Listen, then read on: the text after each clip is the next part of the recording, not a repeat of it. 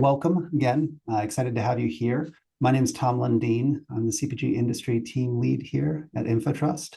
I've been working here for about 3 years with some of our awesome roster of CPG clients, helping them with all digital analytics architecture and strategic needs. Working with an amazing team as well, who I'm fortunate to have a couple of team members on the call as well. They'll be covering portions of the webinar a little bit later, so I will allow Nadal to introduce himself now. Hello, everyone. Thanks for joining in. I'm a CPG strategist and team lead on the CPG industry team. Glad to be here today. I'm based out of Dubai, and we look forward to share some insights on CPG industry trends in the session. And I'm Jake Alspaugh. I've been with InfoTrust for a little over 4 years now, based in our Cincinnati, Ohio headquarters, and excited to be sharing these trends with you all today. Thank you, Jake. Thanks, Nadal. Thanks for coming. So first, we want to talk just a little bit about InfoTrust. In case you're not familiar with us, many of you probably are, but we are a privacy-centric digital analytics solutions company, empowering marketers to make confident, data-driven decisions, also GMP sales partner and Google Cloud partner. We have offices around the world, so many continents and different cities you can see listed here, but also a strong remote workforce, of which I am a part of. So I'm based out of Pennsylvania here in the Eastern time zone of the US. And we get to work, as I mentioned at the outset, with an amazing roster of organizations. So we're very fortunate to have the likes of you on this call and look forward to talking through some of the challenges that we are all facing together in the year to come. So quick overview of the agenda. We actually have 3 kind of mini sessions here. We have an hour together, so hopefully about 12 to 15 minutes for each of the main sessions. Leave a little time for Q&A at the end. But I will be opening with a challenges and opportunity overview for CPG in 2024 that covers the 6 trends and opportunities that we see a lot of companies taking advantage of and looking forward to next year. Jake will then go into a deep dive into the privacy and compliance trends, and Nadal will wrap us up with an exploration of the content and customer engagement trends. So we get started here. As many of you know, the challenges, we've all become jugglers in our role, balancing many different competing priorities and challenges. We will talk about some of those in advance. But first, at least in the meantime, one thing that came out of 2023 was generative AI, allowing us to create amusing pictures for these types of slide decks. So all the custom imagery in this we created using Midjourney. So it's just kind of a glimpse of one of the trends that we see companies leveraging and thinking of creative ways to apply that technology to tackle some of these challenges.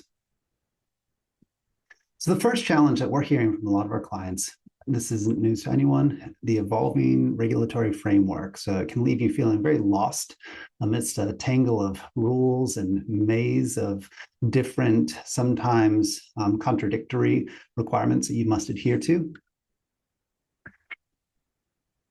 One great organization that I want to call out is the IAPP, the International Association of Privacy Professionals, I believe. They provide some amazing trackers that show the complexity and nuance of the global regulatory framework around privacy, but these are changing weekly, and you can see it in the latest updates of a lot of the trackers, even down to the state level in the US, and certainly not a week goes by without some news out of EU or other markets that are exploring new privacy legislation or legal challenges to that. Staying on top of it and having a flexible and durable framework is very hard. I have a colleague who likes to say, is there anyone who actually believes that there will be less privacy legislation in the next 1, 3, 5 years? No, I think it is the reality of the world we're in. And whatever model we build together has to be flexible and easy to adapt to those changes. So that's a challenge that we all face daily. And then I mentioned it a moment ago, but legal challenges, 2 tools we're already using. So this is something that certainly EU, we hear a lot of news from those markets around different fines, different challenges, whether it's GDPR violations or decisions from DPAs on Google and Meta, LinkedIn being found in breach of GDPR, scrutiny on tracking pixels. All these headlines are from the past 6 weeks, I think. Not you don't have to go far to find a lot of examples of this, and it can be a lot to keep up with about what tools are compliant, what tools are at risk with upcoming legislation that's on the roadmap.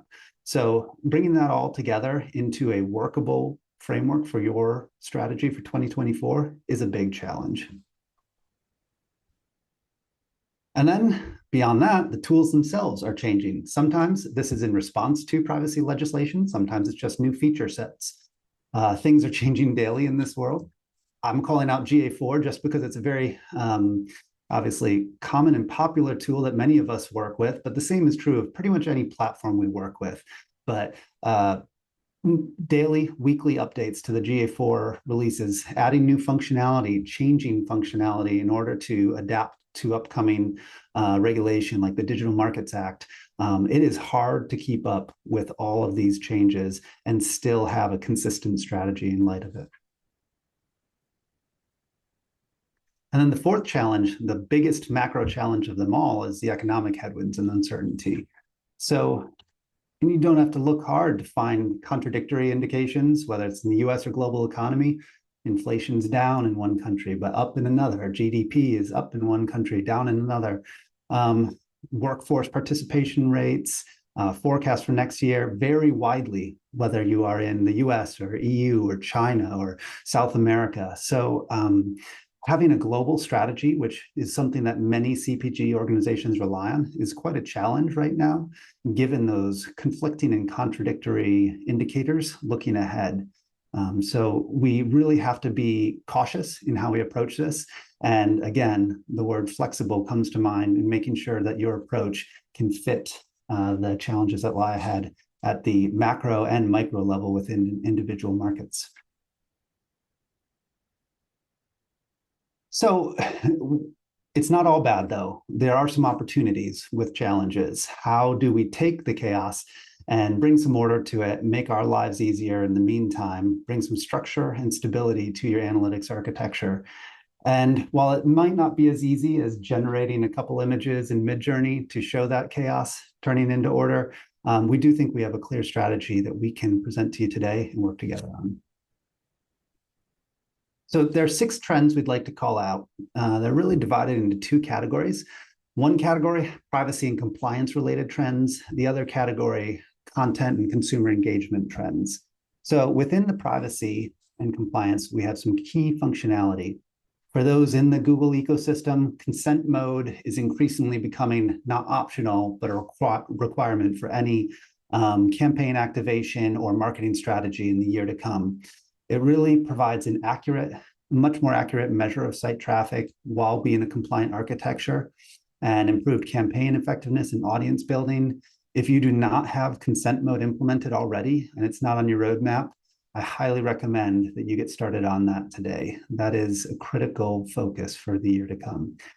Jake will talk a bit more about the 3 trends on the left side here, and Nadal will talk about the 3 on the right.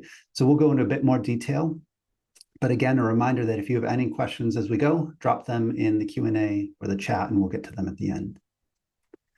Additionally, server-side tracking. It's a critical component of owning the flow of first-party data, ensuring compliance, improving performance and visibility of traffic. There are a lot of benefits to that. There's some drawbacks and challenges, which is that it's not always easy to just switch on a server-side architecture. But as we look at the impending death of third-party cookies, which has been postponed many times, but 2024 really seems to be the sunset of that, it should be something that every company is looking at to leverage for collection of first-party durable data. And lastly, compliance monitoring. Many CPG organizations, big multinational companies who have a very distributed workforce, maintaining maybe their digital assets at a market level or a country level or even brand level. It's hard to keep your arms around all of that in a global view and ensure compliance and consistency in implementations so that you're getting the same accurate data that also adheres to local market regulations. So keeping tabs on that via compliance monitoring so you can proactively address issues is critical. On the content and consumer engagement side, we see a lot of companies looking to expand the D2C footprint. Again, as third-party cookies go away, those impersonal mechanisms to communicate and connect with customers are becoming harder to leverage. As such, a lot of companies are looking to double down and increase the first-party collection via direct-to-consumer sales, owning more of that consumer life cycle, since they can no longer depend on a lot of those impersonal display networks. Generative AI, we mentioned earlier, something that has been on the tongue of pretty much everyone in the last year. I don't think we could have a webinar without including this as a topic, but there are some definite opportunities to consider how we can leverage this thoughtfully, but also protect ourselves in the meantime. And we'll talk a bit about those. And then personalization and customer experience, critical for ensuring that we make a clear value proposition for how we collect and leverage first-party data with customers, making sure it's clear to them what benefit they get out of the exchange, and offering transparency and building trust in that process. So at this point, that wraps up the overview. I'm going to hand it off to Jake to talk a bit more about our privacy and compliance trends for a deeper dive for 2024. All right, thank you, Tom. So the first thing probably worth mentioning, and you can go to the next slide there, is the following is not legal advice. So please obtain any legal advice from legal counsel whenever taking action related to the law. As Tom mentioned, privacy laws vary by country, state, and region, and are changing pretty much weekly. So it's up to you and your organization to determine how the following applies to you. So the first one we're going to touch on is consent mode. So what is consent mode? First, it's a Google product, more specifically a feature that can be enabled for GA4 and Google Ads. Consent mode allows you to change the way that you measure based upon users' cookie consent preferences. It was specifically created and designed to help organizations operating in the European Economic Area, as well as the UK, which are obviously on the forefront of a lot of privacy legislation. And it works alongside and even requires a consent management platform to function, or CMP. It's worth noting that consent mode is separate from your consent management platform. They're each their own technology, but they very much need to work together to deploy. Once consent mode is enabled, Google Analytics and Google Ads will dynamically change their tracking behavior based on users' consent choices. More on that in a moment. So what is the problem consent mode is aiming to solve? Currently, measuring user behavior is binary. It's all or nothing. It's either on or off. To respect a user's right and choice to privacy, if they were to decline cookies, you're likely not collecting any data about their visit at all. You know nothing about what happened to that traffic. And in our analysis, many European sites have seen a 40 to 60% drop in directly measured users because of this. So several blind spots have emerged in our ability to measure the effectiveness of our campaigns that we're driving to our websites and apps. Consent mode offers a measurement solution for this challenge. The measurement available within consent mode doesn't rely upon cookies.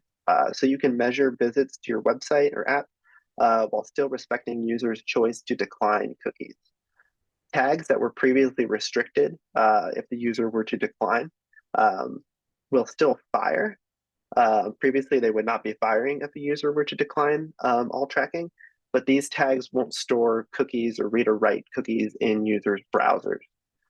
This is done, and we won't dive too deep into the technical details, but it's worth mentioning that it's done by using cookieless ping as a mechanism to send data to GA and Google Ads. And this data will include functional information, such as the exact timestamp of the hit, and then non-identifying information, such as an indicator on whether or not the user came through Google Ads, for example. And it will use that information to stitch together a picture of the traffic that would previously have been lost. So once consent mode is enabled and you're collecting data, analytics and ads will use two methods of modeling to recover the previously lost data. Both of these use a combination of machine learning and then observed data from the property where consent mode is activated. These are each self-explanatory in that conversion modeling will recover unconsented conversions. Behavioral modeling will uncover behavioral data. And there's several prerequisites to enable these. So you can refer to Google support documentation to understand how to make use of these features. But the most important thing is maintaining quality data collection. That's imperative for these models to function properly. So as always, it's worth evaluating your data collection method prior to enabling consent mode. So we can take a look at how the modeling might work. And this is the graphic directly from Google, example following Google Ads. So let's imagine for a moment that you had 1,000 visits last month via Google Ads, and 50% of those users consented to cookies while 50% declined. So what consent mode will do is look at the consented traffic and evaluate that, as well as some other variables, such as time of day, for example, and model the conversion metrics for the unconsented traffic. So if you look at the top right corner, this data will then be layered into your reporting to give you a total conversions metric of observed plus modeled conversions. And there's a lot more details as to how this works, but the biggest point worth mentioning is, again, this only works if you are collecting quality data, because you can't build a model without it. So if you'd like to learn more, and I already see a few questions coming in about consent mode, but if you'd like to learn more about it, we'll have a few resources to link to that we can share out after, as well as other ways you can continue the conversation with our team. Next, we're going to touch on server side. So server-side tag management is a relatively new method within the past few years, especially picking up steam in the last couple of years of deploying your marketing and analytics tags. Before we look at server-side in particular, we'll look at the current state of tag management, which is done client-side. So with client-side, which is likely how you're doing your measurement now, all the data transmission takes place on the user's device. So much like consent mode, we won't dive too deep into the technical details, but it's worth exploring how it works to better understand the challenge and benefits. So I'll touch on that briefly here. With client side, tags are loaded via GTM, for example, or whatever your tag management system is. And the JavaScript in those tags loads alongside your website within the user's browser on their device, also known as the client. This user's device is what's doing all communication directly with your analytics software, whether that's GA, Meta, Ads, etc. And as the user navigates your website, whatever you're tracking is then sent directly to these platforms. There's no intermediary processing that data. With server side, the tags themselves are now executed on a server which you would own within a cloud environment. And this works as a proxy between the hits on the device in their browser and then the platforms that the data is being sent to. And as the data is being collected, it can be sent immediately into BigQuery or another data warehouse at the time of collection, as opposed to syncing your platforms downstream after the data has been processed. And like I said, that's a quick touch on the technical details. There's a lot of rabbit holes we could go down on that that we'll save for a different conversation, but that's ultimately how it works. We can take a look at why it matters now. So on the left, Tom mentioned the several challenges that we're facing. There's specifically a few challenges I wanted to highlight within the present state of tagging client side. First and foremost, client-side tagging puts a strain on browsers loading your website within the user's device, and website performance is reduced as a result. With server-side, fewer pixels, not necessarily zero, but fewer, are being deployed within the browser, resulting in improved website performance. So if you ever hear complaints about page load times, that's a reason to consider server-side. Second, the data collected client-side is not first-party, so organizations don't have ownership or control over it. Server-side allows for organizations to control and own this data that's being collected. The next piece, and this is especially important for the scale of multi-market, multi-brand organizations, it's governance. So server-side consolidates all of your tagging into a single place, allowing governance and privacy to be handled at scale in a centralized way. And lastly, and this is something I've run into with CPG organizations across multiple domains, is when rolling out a new technology, oftentimes the content security policy or the CSP will need to be updated to allow that technology to run on your website.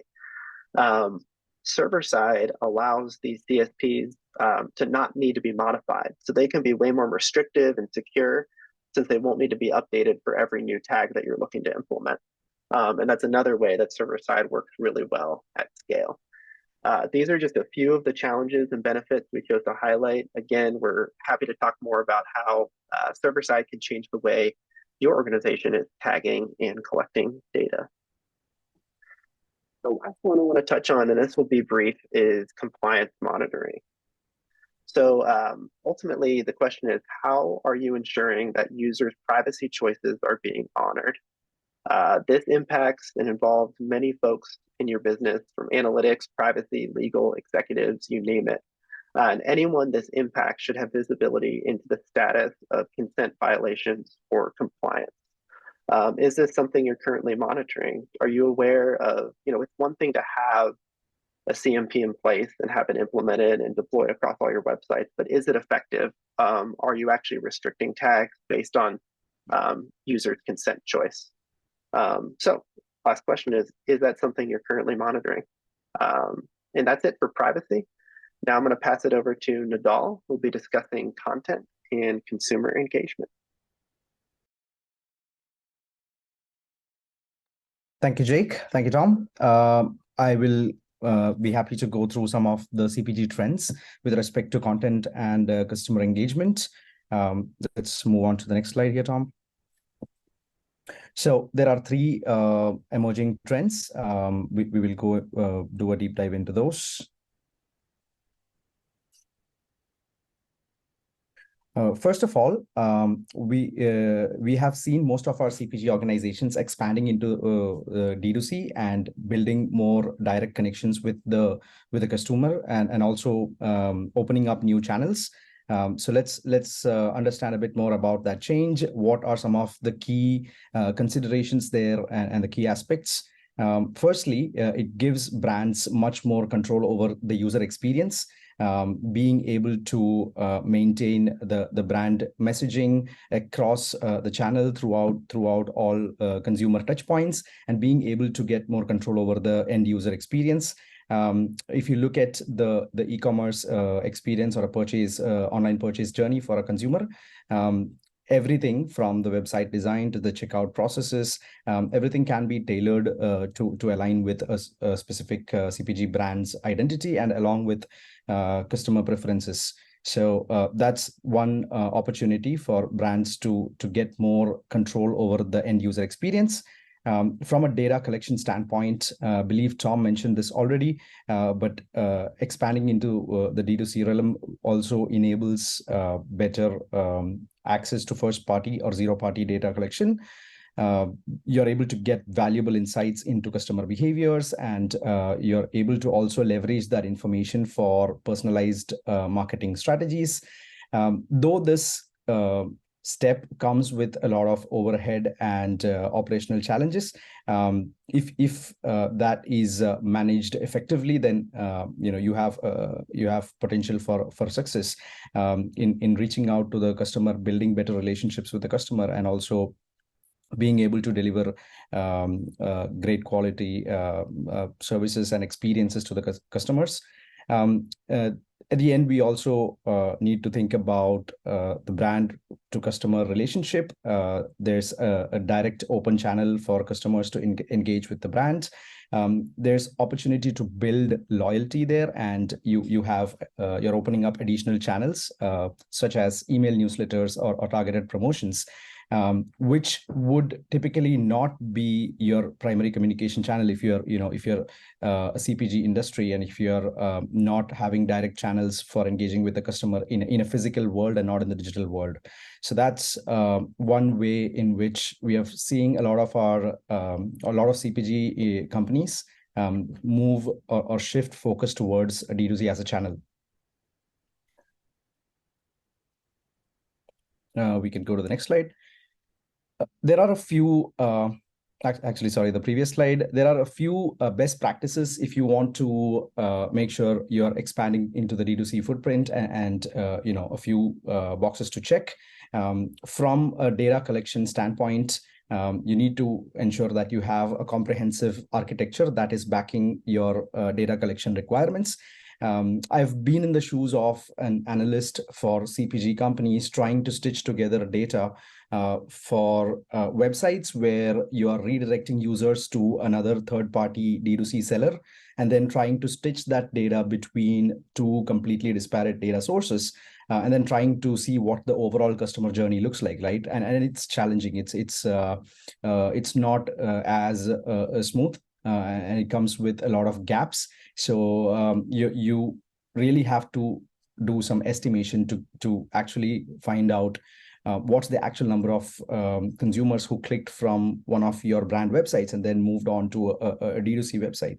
But when you integrate the D2C channel into your own website journey, then that gives you more avenues to evaluate all of that data and see the overall customer journey, but you need the architecture to back that up. So that's something to consider. Another important consideration is the ability to integrate with the media buying platforms. This will help optimize your marketing spend and also refine targeting strategies.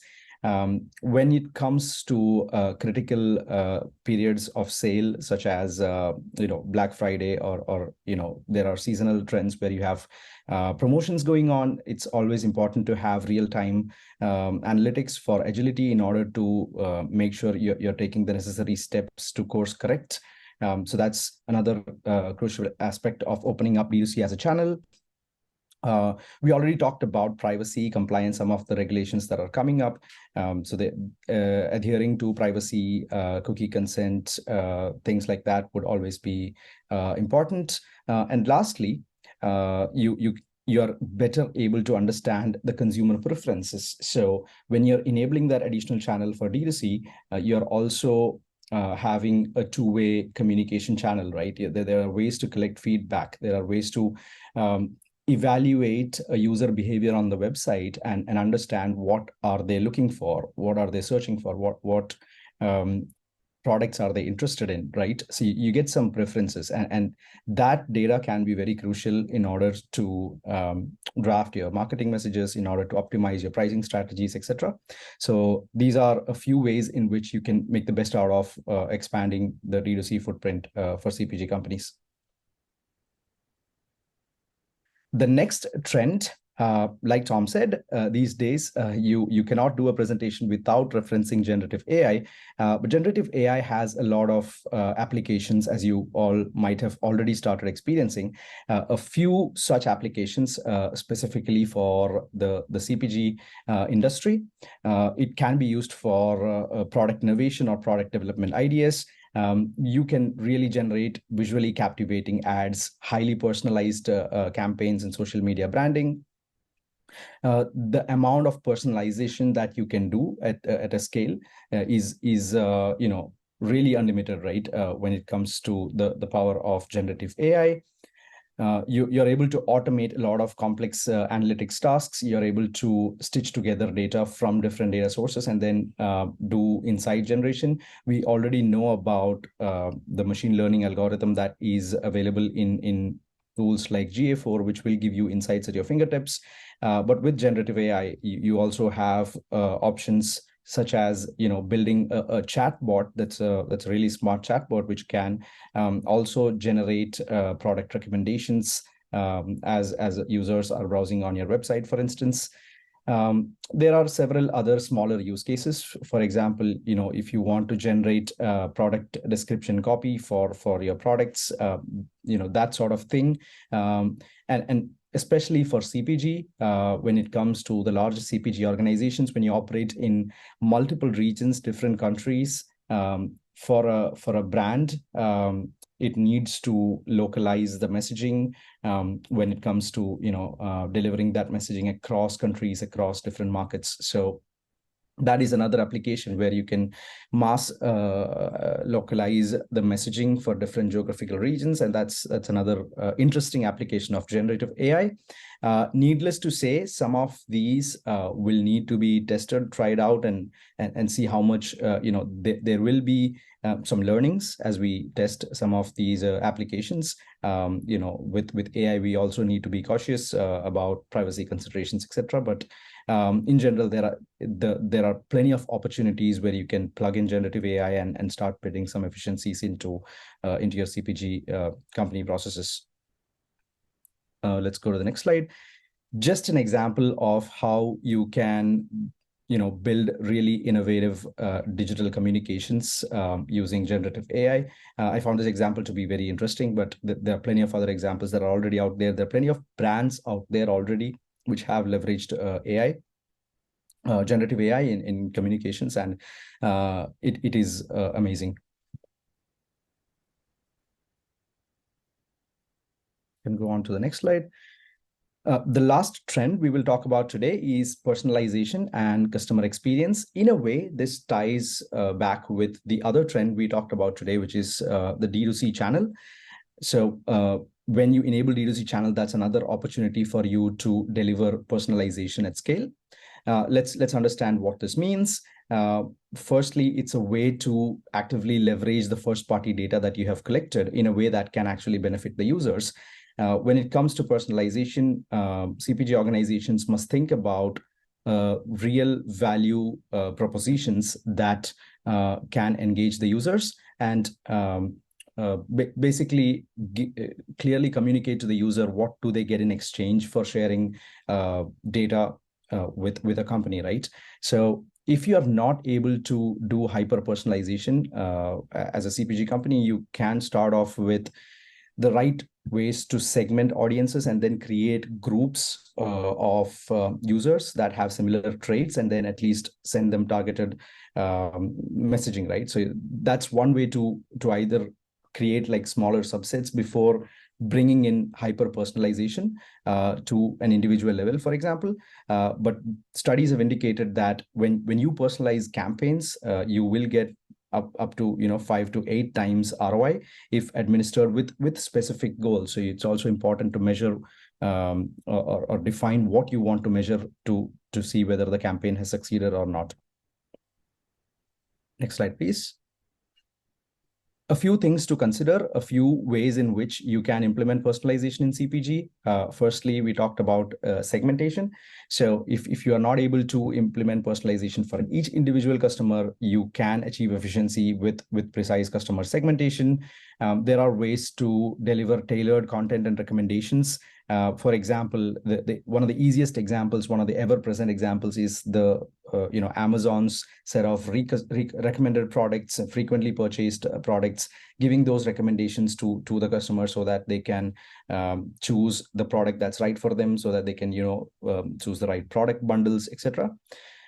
You can also personalize your marketing campaigns.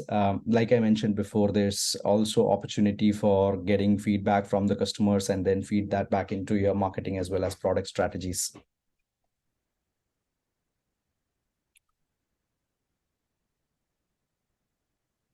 As I mentioned, we do have plenty of statistics. One such statistic states that 71% of customers expect companies to deliver personalized interactions. So if you haven't started delivering personalized communications to your customers, maybe it's a good time to start thinking about it. So with that, we will wrap up. Just to summarize some of the challenges we talked about early on in this session. We have evolving regulatory framework, and that continuously changes, right? Like Jake mentioned, week over week, we are seeing changes, not in every region, but every other week, you will see something come up in a different region. You'll see a lot of brands being pulled into the news because of a regulatory miss or a violation. But keeping up with these new regulations, especially in the regions where your business operates in, is very crucial. So that's something that you can do to stay ahead of the regulatory framework changes. The constant legal challenges, especially for embedded tools, when you're onboarding a new tool, how do you do a privacy audit? How do you make sure that compliance monitoring is in place? That is something you will need to keep it going as long as you use that tool, right? So how do you stay ahead of that? So we do have privacy audits. We do have on the InfoTrust side, we also have Tag Inspector, which is a proprietary product that can help get you a better picture of the different data endpoints on data that is being collected from your website.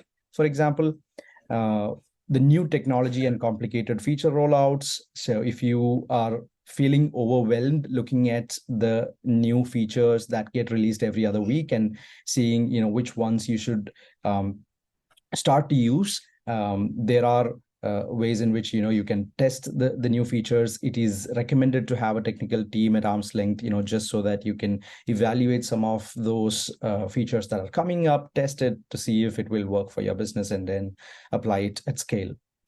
Lastly, for the economic headwinds and uncertainty, this is always going to happen, and you will not be able to predict for sure 100% what is exactly going to happen at the macroeconomic scale. But then at least you can be the first mover when you see a change coming up ahead, and there's trends like digital transformation accelerated when COVID happened, right? That's one big example and recent example that comes to mind. But there will always be these macroeconomic changes, and then do you have someone that can sort of work with you and help you identify those trends and help you figure out how to ride that wave and come out not with zero damage, but with less damage, right? So how can you navigate that? So yeah, these are all sort of areas we are actively working on with our CPG clients, but throughout that journey, we have uncovered some of these trends that are shaping up the CPG industry. A quick heads up that we do have a webinar coming up on December 12th about migrating Looker Studio dashboards from Universal Analytics to GA4 by one of our speakers, Nina. So if you're interested, feel free to sign up. You should be able to find the link on our website, or one of us can also share that with you on the chat. And that's it for today. Thank you all for joining. We will be glad to take questions. Back to you, Tom. Thanks so much, Nadal. Thank you, Jake, as well. Appreciate your contribution here. So we were able to answer a few of the questions in the chat. So let me open up the Q&A panel and identify what questions we have from the audience elsewhere. All right, so one that we referenced briefly earlier was very briefly zero-party data. It's a trend. What is zero-party data? This is something that we've heard increasingly in the last year, and it may share a lot of similarities with first-party data in how we leverage and collect it. But the difference with zero-party data is it is intentionally provided by the user. So first-party data is data that you collect from users with adhering to consent and on platforms or interfaces that you own. So we mentioned server-side is a great mechanism for that. Zero-party data would be things that a user offers about themselves, whether it's an email address for the sign up for a coupon, or whether it is their location or other address, or shipping or product preferences for the sake of tailored product recommendations. And it's a critical component of any first-party data strategy. It's still collected in a first-party data manner, but the difference is that users are offering this with the expectation of value and a return for the use of that data. So companies should think through making sure that they are transparent about what they do with that data collected, and that is valuable, that the value proposition for users is clear for handing that over.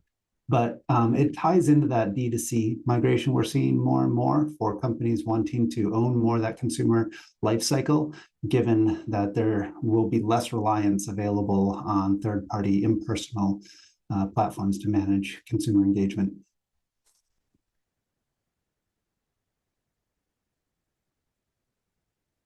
And I believe that answers, Susanna, if you had an additional question on the zero and first-party data, you said many challenges and clients don't feel interested that they see the value in the walled garden.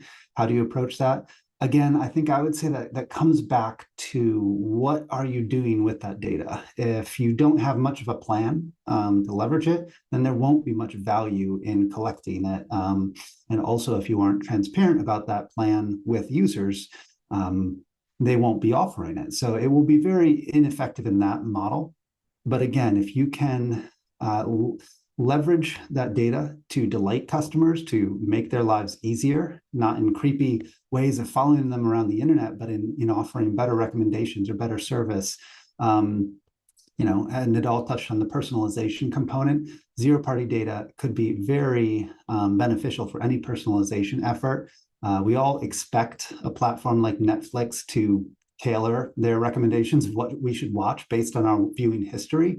It would be bad if they didn't. So that's an example where consumers are not alarmed by the use of personalization and the use of their viewing history and other data they've provided. They actively want it to be used for a better service. Now, if you're using it in ways that customers find creepy or that only benefits the business and doesn't benefit the customer, say serving more targeted advertising only, then it gets into an area where you may not be filling that side of communicating a clear value proposition. Also, Jeffrey, I know you mentioned server, Google Tag Manager, for example. I think Nadal answered that in chat, but if there are follow-up questions on that point, please feel free to chime in. Yeah, Jacob? I'm happy. Go on, Yeah. Nadal. Yeah, I'm happy to elaborate a bit on that. So I think Jeffrey was sharing an example where you would send data from the server to Google Tag Manager. So I was just saying that, a better example would be you would send data from server to Google Analytics, because Google Analytics is a data collection endpoint. Unlike Google Tag Manager, in this example, most likely you are setting up the server side tagging using Google Tag Manager, right? So Google Tag Manager would have those tags, which are the server-side tags, which would send the data to server before then rerouting them to the endpoint, such as GA4 or any other data platform. Hopefully that makes sense, and happy to answer any follow-up questions. And the benefits there being that the consistency of that data, that you use the same logic to trigger and fire to multiple platforms. It could be GA4, it could be Facebook. You can enrich the data, add additional parameters that you've collected through other platforms outside of just the client's interactions with the websites. And again, the global adherence to critical cookie consent management, OneTrust, or whatever CMP your site might use, being able to apply those universally to all tagging that flows through the server ensures better compliance with the regulatory framework we've discussed. Jake, I think this one might be one on the compliance topic, but there was a question around any recommendations of how to deploy monitoring for compliance at an organization at scale. So what should they start with in terms of tracking compliance on their websites? Yeah, I think the biggest thing is consistency from the beginning, because while the privacy landscape will change, you can still maintain consistency in terms of how you're deploying, using the same CMP technology across your entire organization and enforcing each market, each brand to adhere to that and do things the same way. That would be where I would start. And then in terms of the actual monitoring, that's a much bigger discussion. I think that the biggest place to start is consistency with the implementation of your CMP. Thank you, Jake. All right, I think that addresses all the questions that came in, though. If you have further questions that did not get a chance to be answered, please reach out to a member of our team, myself, via email or whatever mechanism is easiest. We'd love to have a further conversation about any of these topics. But with that, thank you so much for attending the CPG industry trends for 2024 in data analytics and privacy. Really appreciate your time. I know it's valuable. I hope it was a helpful session for you and we enjoyed putting it together. Please follow up if you would like to speak on any of the points further. Thank you all. Have a great rest of your week.